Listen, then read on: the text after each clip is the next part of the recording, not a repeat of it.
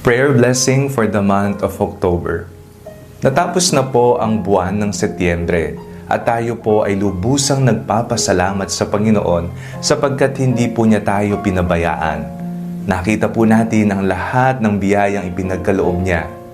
Ngayong panibagong buwan ng Oktubre, atin pong itaas sa Kanya ang lahat ng ating pangangailangan. Higit sa lahat ang pasasalamat natin sa Kanya. Habang tayo po ay nagdarasal, isipin po ninyo ang isang intensyon na nais nyong mangyari at makamit ngayong bagong buwan ng Oktubre. Sa ngalan ng Ama, ng Anak at ng Espiritu Santo. Amen. Amang mapagmahal, maraming salamat po sapagkat hindi po ninyo kami pinabayaan sa nakalipas na buwan ng Setyembre. Malinaw po naming nakita ang paggalaw ng iyong mapagkalingang kamay sa aming buhay, sa aming pamilya, sa aming pag-aaral, sa aming trabaho. Patawad po, Panginoon, kung kami man ay nagkamali, nagkasala at nakapanakit ng kapwa sa nakalipas na buwan ng Setyembre.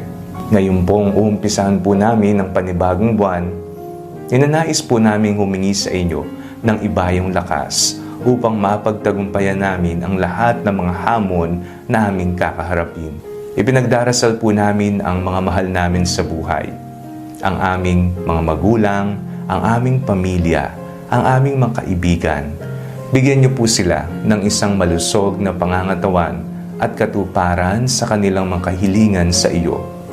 Ipinagdarasal po namin ang lahat ng mga magbo-board exam sa buwang ito. Naway ibigay niyo po sa kanila ang banal na espiritu upang sila ay magabayan, mabigyan ng sapat na kaalaman at kaayusan habang sila ay nag-e-exam. Ipinagdarasal po namin, Panginoon, na ang lahat ng mga may sakit ay magkaroon na ng kagalingan.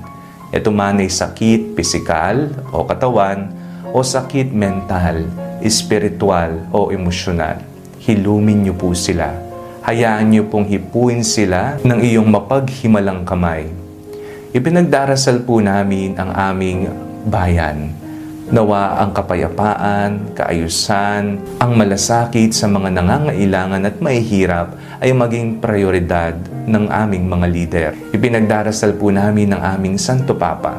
Naway pagkalooban niyo po siya ng malusog na pangangatawan at ibayong lakas upang mapagsilbihan niya ang kawan na ibinigay niyo pong pamahalaan niya.